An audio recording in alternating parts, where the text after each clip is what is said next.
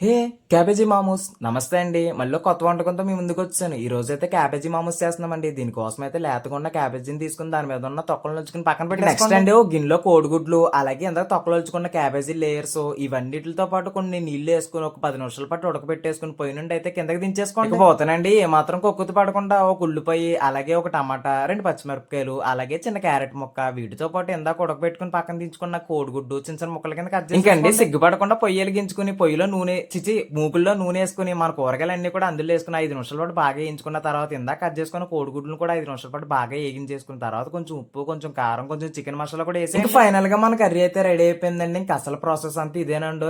ఇందాక ఉడకబెట్టుకున్న cabbage layers లోకి అయితే కర్రీని వేసుకుని సమోసాల కింద చిన్న చిన్న పొట్లాల కింద కట్టేసుకోండి. ఇంకా తర్వాత అండి పొయ్యి మీద అట్ల పేనం పెట్టుకుని అట్ల పేనం మీద కొద్దిగా నూనె వేసుకుని నూనె వేడెక్కిన తర్వాత ఇందాక మనం సమోసాల కింద చేసిన ఈ క్యాబేజీ లేయర్స్ అయితే ఇందులో వేసుకుని ఒక 5 నిమిషాల పాటు కింద పైన బాగా దోరగా వేయించి అంతేనండి. ఎంతో ఈజీగా మన క్యాబేజీ మామూస్ అయితే రెడీ అయిపోయిందండి. దీని టేస్ట్ అయితే చాలా బాగుందండి. నాకైతే చాలా బాగా నచ్చిందండి. మరి ఉంటానండి నెక్స్ట్ వీడియో కలుద్దాం. బాబా.